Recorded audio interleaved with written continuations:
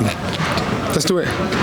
Gunman Boxing. I am here with the general, the cruiserweight, former cruiserweight king and Sky legend, Johnny Nelson. What's your prediction for the fight? Bivol versus Beterbiev. Who are you going for? I'm going Beterbiev. I think Beterbiev, it'll suit him down to the ground, the fight.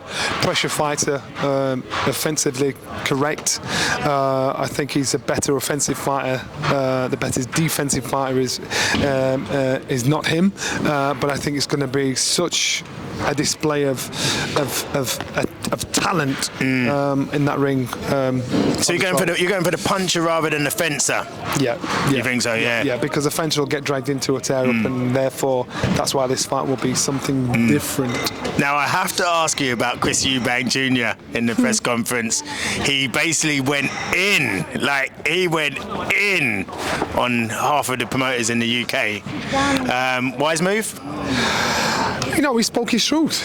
You know, and again, there's going to be an element of fighters that will actually pat him on the back, saying, "Well, good on you." There's going to be an element of fighters that are too scared to publicly say, "Well done, you just spoke your truth." There's going to be an element of fighters that will not be allowed to even comment on it. But in reality, he spoke as far as he was concerned, his truth.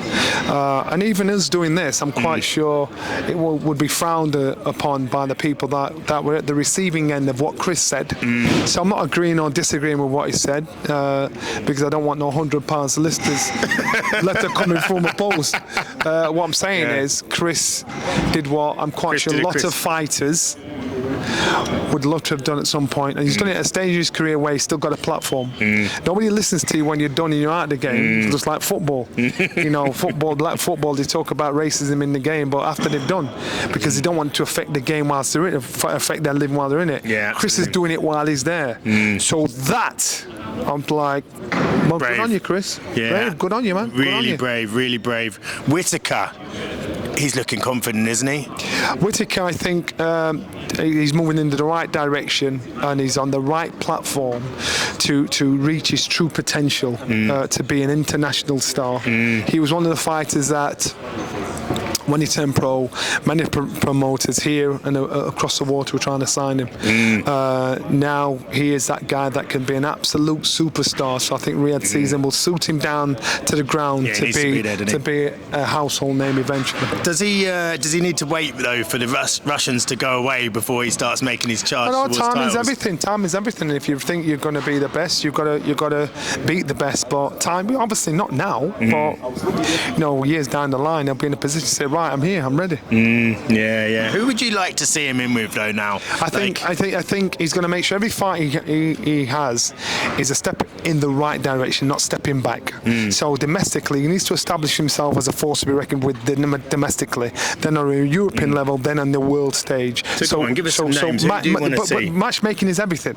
Matchmaking is everything. So right now, the fight he's having now, it suits him at this stage in his professional career. So matchmaking of everything. Don't be surprised if he don't box Dan Azeez soon. Yeah, that's a good shout. Don't be surprised. So it's matchmaking and everything in the right direction. What about like a Willie Hutchinson or could be. But again, sometimes there's certain fights you think, you know what, that fight might be too dangerous, too risky. So let's pick another fight that gets us in the right direction, develops us as much as we need to be developing until we're at the point where you think, right, let him off or let him go.